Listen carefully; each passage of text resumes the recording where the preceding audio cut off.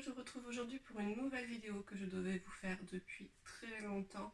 Et en fait, j'ai fait traîner, c'est ma vidéo grossesse. J'ai fait traîner, pourquoi? Parce que c'est plus facile de faire des vidéos sur la valise de maternité ou sur des séances de sport. Parce que ça touche beaucoup moins à la team qu'une grossesse, donc j'avais un peu du mal à me livrer, à parler. Donc voilà, je me lance parce que vous avez été nombreux à me demander cette vidéo. Alors, pour commencer, donc c'est ma deuxième grossesse. J'ai déjà une petite fille de 4 ans. Voilà, donc cette deuxième grossesse a été un peu plus compliquée dans la conception que la première. Après, je suis quelqu'un qui tombe enceinte très rapidement. Pour ma fille, je suis tombée enceinte, j'ai enlevé un stérilet et mon stérilet parce que j'avais le stérilet en cuivre. J'avais arrêté la pilule depuis plusieurs années parce que je la prenais depuis mon adolescence et c'est pas très bon de prendre les pilules trop longtemps, donc j'avais mis un stérilet en cuivre. Donc j'ai enlevé le stérilet et pour ma fille je suis tombée enceinte un mois après en fait. J'ai eu mes règles et je suis tombée enceinte direct. Pour le deuxième ça a été plus compliqué, entre guillemets, parce que en fait pareil, j'ai enlevé mon stérilet en cuivre. D'ailleurs la gynéco elle a galéré à m'enlever, c'est l'enfer. Elle était à deux doigts de me faire une anesthésie générale pour me l'enlever, elle n'arrivait pas à trouver le fil. Finalement elle a réussi. Hors de question d'avoir une anesthésie générale pour enlever un stérilet. En plus j'ai la phobie de ça, donc j'ai enlevé le stérilet et au final je suis tombée enceinte, j'ai eu mes règles et je suis tombée enceinte aussi, pareil que pour ma fille. J'ai tout de suite eu des symptômes, des nausées, le ventre qui a gonflé direct en fait. D'ailleurs c'est vraiment différent la première grossesse et la deuxième grossesse parce que durant la première grossesse, bon, j'avais un petit ventre mais j'avais un très petit bébé. J'ai eu plein de petits soucis, enfin même de gros soucis entre guillemets pour cette première grossesse, je vous en parlerai plus tard. Mais là mon ventre en fait pour cette deuxième grossesse a grossi direct en fait. Et en fait donc j'avais plein de symptômes. J'ai fait pipi sur le test, c'était positif. Je suis allée voir ma gynéco direct parce que je suis pas très patiente en fait. Voilà, le test était positif donc il fallait que j'aille voir ma gynéco pour faire une échographie pour être sûre que tout aille bien. Et en fait il y avait bien une poche mais elle était vide. Donc elle m'a dit soit c'est un œuf clair, soit vous êtes venu trop tôt. Donc suite à ça, je suis rentrée chez moi. Bon, je me suis dit on verra, je continue à avoir des symptômes. Mais après, par rapport à la prise de sang, j'avais pas le taux d'hormones de grossesse super haut. Donc j'ai attendu, je crois, 1 ou 2 semaines et je continue à faire un peu de sport, tout doucement, etc. Et après une séance de sport d'environ, j'avais fait une heure, mais bon, c'était des exercices avec les poids du corps, etc. En fait, j'ai commencé à perdre du sang quelques heures après, donc je suis allée aux urgences. Et le gynécologue des urgences a confirmé que c'était un œuf clair. Donc on m'a donné des médicaments pour le faire partir. J'avais le choix finalement entre soit la méthode invasive, on aspire sous anesthésie générale, ou les médicaments. Comme voilà, je voulais pas la méthode invasive avec l'anesthésie générale, j'ai choisi les médicaments. Par contre, les médicaments, ça m'a rendu super malade pendant 4-5 jours. Je pouvais même plus m'occuper de Lana. J'avais la tête qui tournait, je pouvais plus me lever, enfin des nausées, c'était vraiment horrible. Donc voilà, le premier cachet n'a pas fonctionné, c'est quand j'ai pris le deuxième cachet que ça a fonctionné et tout est parti. Donc suite à ça, on m'a dit qu'il fallait attendre en fait environ, je sais pas, 2-3 règles pour recommencer, pour que le corps se remette comme il faut. Donc comme je suis pas très patiente, je vous l'ai dit, je crois que j'ai attendu une règle en fait. En fait, l'œuf est parti, après j'ai attendu une règle et on a essayé d'avoir un bébé. C'est pas venu tout de suite, comme quoi finalement la nature est bien faite et que certainement mon corps était pas prêt. Mais ça me stressait beaucoup parce que, comme je vous l'ai dit, je tombe enceinte comme ça en fait, rapidement, et là ça venait pas. Donc je me suis dit, j'ai fait un œuf clair, le bébé numéro 2 ne vient pas, qu'est-ce qui se passe? En fait, c'est venu au bout de 4 mois. En fait, on a réessayé 4 fois pour que ça reprenne. Donc en fait, au mois d'août, je suis tombée enceinte à nouveau. Mais voilà, je me disais, j'attends encore 2 mois et si au bout de 6 mois ça vient pas, j'irai faire des tests ou j'irai voir s'il n'y a pas quelque chose qui cloche. Donc voilà, je suis tombée enceinte de mon deuxième petit bébé. Alors là, les deux grossesses sont vraiment différentes. Pour ma fille, j'ai pris 7 kilos, là je suis à 17-18 kilos je crois. Bon, après je mange beaucoup, je me fais plaisir, je me prive pas. Je reprendrai mon alimentation équilibrée quand j'aurai accouché. Je sais qu'il y a certaines femmes enceintes qui font attention, d'autres non. Moi j'avais envie de me faire plaisir, j'ai mangé du gluten, du lactose. Bon, par contre j'ai le ventre en vrac parce que je suis intolérante au gluten et au lactose. Mais voilà, vraiment, je reprendrai l'alimentation équilibrée dès que j'aurai accouché. Pour Lana aussi, j'ai mangé du gluten et du lactose, même si je le digère pas parce que je savais pas quel effet ça pouvait avoir sur le bébé d'avoir une alimentation où on évitait certains aliments, donc j'ai préféré quand même en manger. Donc voilà pour l'alimentation, j'ai vraiment pas fait attention, donc j'ai grossi à bloc en fait quand même. Donc voilà, pour la pratique du sport, pour la nage, j'avais continué le sport jusqu'à mes 2 mois et demi je crois, et j'ai eu un décollement. Je pense que vraiment que c'est en lien avec la pratique du sport, parce que c'était après une séance de sport, ça m'a fait comme un coup de couteau dans le ventre, ça m'a fait super mal. J'ai pas perdu de sang, mais ça commençait à se décoller. Donc la gynéco elle m'a dit repos. Je sais qu'il y a plein de mamans qui continuent à faire du sport pendant leur grossesse, franchement elles ont beaucoup de chance parce que j'aurais bien aimé. Mais pour la nage j'ai pas pu. Pour du coup ma deuxième grossesse, enfin celle-ci en tout cas, j'ai pas fait de sport parce que je me sentais pas, et vu que c'est le sport qui m'a fait partir, enfin en tout cas commencer à décoller l'œuf clair, je me suis dit que je dois quand même être sensible par rapport à ça, donc je prends pas de risque, je fais pas de sport. Et comme je vous l'ai dit, cette deuxième grossesse est totalement différente de la première, c'est-à-dire que pour la nage, je me sentais bien, je me sentais légère jusqu'à la fin. Là, dès le début de la grossesse, en fait, j'avais une lourdeur dans le bas du ventre. Je peux te tenir le ventre pour monter les escaliers. Mon ventre a gonflé direct. Même mon père, quand il me voyait monter les escaliers, il me dit mais t'es enceinte, qu'est-ce que tu fais? Donc pourtant dès le premier mois. Donc je me suis dit bon, je me sens pas. Je suis restée beaucoup allongée. Je tenais pas assise même dès les 3 premiers mois. Donc je me suis vraiment écoutée. Mais par contre, dès que j'accouche, voilà, je vais reprendre mon alimentation. Et voilà, si je peux, je referai un peu d'activité physique rapidement, voilà, allongée sur le tapis, des fessiers, etc. Et puis après, la rééducation du périnée, évidemment, parce que ça, c'est très très important pour pas avoir de fuite urinaire et remonter, en tout cas, que tous les organes soient bien maintenus. Donc voilà pour le sport. Du coup, pas de sport pour cette grossesse, tant pis, on reprendra après. J'ai eu pas mal de nausées les 3 premiers mois, aussi les 4 premiers mois. Pour la nage, j'en avais, mais beaucoup moins. Là, j'en avais pas mal. Alors, j'ai pas vomi, rien du tout, mais ouais, beaucoup de nausées. Et là, je trouve qu'en fin de grossesse, ça a tendance à revenir. Depuis 2-3 semaines, j'ai souvent des nausées aussi. Après, j'ai beaucoup de remontées acides aussi, c'est pas très glamour, mais bon, c'est comme ça, c'est les maux de la grossesse.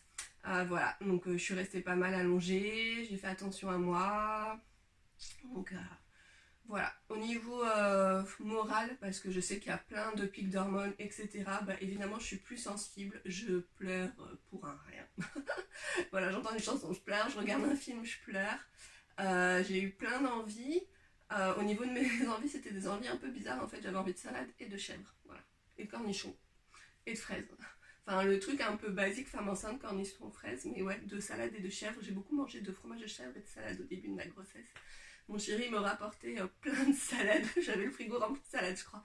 Fait que je mange à tous les repas, même à 4 heures. Enfin, trop bizarre. Mais bon, c'est les hormones, la vie de femme enceinte, on cherche pas à comprendre. Au niveau psychologique, cette grossesse a été plus simple que celle de Lana, puisque celle de Lana m'avait détecté plein de problèmes. En fait, j'avais pas assez de liquide amniotique, il n'y avait pas assez d'échanges au niveau du cordon ombilical, c'était un faible poids gestationnel et il soupçonnait une maladie génétique. Donc jusqu'à temps que j'accouche, j'ai pas su si ça allait ou pas aller, en fait. Donc voilà, j'ai dû attendre d'accoucher pour savoir si ma fille allait bien. Donc sur un plan émotionnel, ça a été assez compliqué à gérer pour moi, même après mon accouchement pour ma fille, parce que du coup j'avais peur qu'il lui arrive quelque chose. Je suis allée du coup consulter un psychologue parce que j'ai fait un stress post-traumatique par rapport à ça. Et je voulais vraiment accueillir cette deuxième grossesse dans un esprit et un cadre serein en fait. Je voulais pas qu'il y ait des choses de ma première grossesse qui reviennent empiéter sur cette deuxième grossesse. Donc voilà, après là tout s'est bien passé, bébé grandit bien, il va bien. Donc du coup je l'ai vraiment pas vécu pareil au niveau psychologique parce que pour Lana ça a été un stress permanent pendant les 9 mois en fait, donc ça a été très très difficile. Là je l'ai vécu plus sereinement. Donc voilà, ça c'est chouette. Le seul truc qui m'a stressée en fait, c'était on a dû refaire un test pour la trisomie 21 par rapport à cette deuxième grossesse, donc pour mon petit bébé là, parce que du coup par rapport, compte tenu de mon âge, compte tenu de mon âge, de plein de facteurs différents. En fait, le test n'était pas super bon, c'était pas la catastrophe, mais c'était pas super bon. Donc ça, par contre, je l'ai très très très très mal vécu. Enfin, sur le coup, je l'ai bien vécu, mais quand j'ai eu les résultats, comme quoi c'était positif, clairement, je me suis effondrée et j'ai vomi. Donc je pense que oui, inconsciemment, je l'ai super mal vécu. Cette attente, en fait, cette attente des résultats. Je pense que pour toutes les femmes, c'est pareil quand on attend les résultats, de savoir si son bébé a potentiellement un problème et qu'on va devoir prendre une décision ou pas, mais en tout cas il y a quand même la question qui se pose malgré tout. Je pense que c'est assez compliqué à gérer, donc voilà, au final c'était une bonne nouvelle, c'était positif. Voilà, la vidéo part un peu dans tous les sens. Je suis désolée, c'est pas très construit. Mais bon, là en tout cas, j'arrive à mon terme. Mon terme est le 15 mai, on est le 6 ou le 7. Bébé ne veut pas sortir. En fait, en plus, il est en siège. Donc il faut pas non plus qu'il soit trop gros pour que je sorte. Lana était en siège aussi. Elle faisait 2,3 kg, donc elle est sortie facile. J'ai le bassin assez large pour que mes bébés sortent en siège, donc ça va, j'ai de la chance là-dessus. On n'envisage pas de césarienne. On m'a proposé le retournement du bébé, la version du bébé, j'ai refusé parce que j'ai demandé les avis voilà, aux filles avec qui on se suit sur Instagram et il y en a certaines qui l'ont fait où ça s'est pas forcément bien passé, où ça n'a pas forcément bien marché. Et en plus, ma gynéco m'a dit par rapport à la version, en règle générale, ça ne fonctionne pas. Et si ça fonctionne, c'est que le bébé se serait retourné de lui-même. Donc forcément, déjà, ça donne pas très envie. Après, j'avais lu aussi que le bébé pouvait être en souffrance, qu'on pouvait faire une césarienne d'urgence, etc. Donc je me suis dit, oulala, non, on va laisser faire la nature. Si ma fille était dans ce sens, si mon bébé est dans ce sens, c'est qu'il y a une raison. Donc voilà, je vais pas aller le forcer à se retourner en m'appuyant sur le ventre assez fortement. J'en avais vraiment pas envie. Je trouve ça un peu violent en fait pour le bébé qui, lui a une vie intra-utérine et qui doit se demander ce qu'on lui fait en fait finalement. Donc par contre j'ai fait des séances d'ostéopathie donc en douceur pour libérer les tensions au niveau du ventre pour que bébé ait plus de place pour se retourner. Ça n'a pas fonctionné. Donc voilà, j'ai pas fait l'acupuncture parce que j'avais essayé pour Lana et ça n'a pas fonctionné non plus. Par contre là bientôt je vais aller faire une séance d'acupuncture pour essayer de déclencher un peu le travail parce que j'ai des contractions, mais en fait les contractions ne me font rien. Voilà, mon col est toujours bien fermé et mon terme approche, donc aucune possibilité de le déclencher pour l'instant en tout cas. Voilà, je voudrais éviter la césarienne si bébé ne se décide pas à sortir et qu'il grossit trop. Donc voilà, j'aimerais bien vraiment que ça commence à travailler. Mais bon, on ne contrôle pas la nature. Autre point, ma gynécologue, donc on est en période de Covid, hein, effectivement, voilà, je le dis au cas où les gens regardent cette vidéo plus tard et qu'on ne soit plus en période de Covid. Ma gynécologue m'a proposé il y a 2 semaines, je crois, de faire le vaccin Covid, sachant que mon terme était dans 3 semaines, enfin, quand elle me l'a proposé, mon terme est dans 3 semaines, même pas. Donc j'ai refusé, hein, parce qu'on n'a pas de recul sur le fœtus. Voilà, pour moi, je le prends le risque, oui, voilà, si je fais le vaccin, je le fais. Mais mon bébé, je ne sais pas quelle portée ça peut avoir sur lui, donc c'est hors de question que je prenne cette décision-là. En tout cas, de le faire en étant enceinte. Elle a un peu mal pris en fait, elle nous a un peu mis à la porte du cabinet avec mon chéri. Elle était assez sèche, parce qu'elle m'a dit qu'il y avait plein de femmes enceintes qui se retrouvaient sous respirateur avec des bébés en souffrance, etc. Alors oui, je sais que c'est plus dangereux lors du 3e trimestre, mais là clairement j'accouche dans 2-3 semaines, donc je ne vais pas me faire vacciner maintenant. Pour moi, ça n'a pas de sens. Je me serais peut-être posé la question si ça avait été au 1er ou 2e trimestre. Sachant que ma sage-femme m'a dit qu'au départ, le vaccin Covid, les préconisations, c'était d'attendre au moins 3 mois avant d'avoir une grossesse quand on se faisait vacciner. Là, apparemment, ils ont changé d'avis.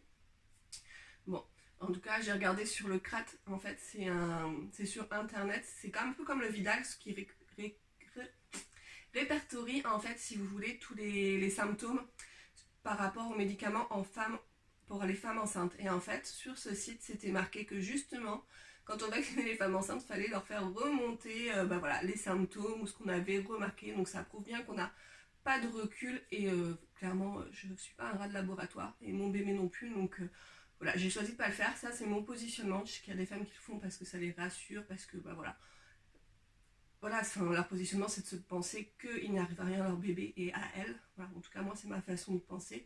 Après, chacun fait ce qu'il veut et est libre de faire ce qu'il veut et je respecte. Donc, et je trouve ça courageux d'ailleurs de se faire vacciner en étant enceinte. Enfin, voilà, moi, j'aurais pas pu le faire. Déjà, je suis pas très vaccin à la base, donc j'ai pas fait la grippe non plus pendant ma grossesse parce que, j'avais pas envie de me faire vacciner pendant la grossesse en tout cas. Même si Lana, elle a tous ses vaccins. Voilà, moi aussi j'ai tous mes vaccins, mais quand je suis enceinte, je fais super gaffe aux médicaments, aux vaccins, enfin bref, à tout ce que je prends. Donc voilà pour cette 2e grossesse, que vous dire de plus?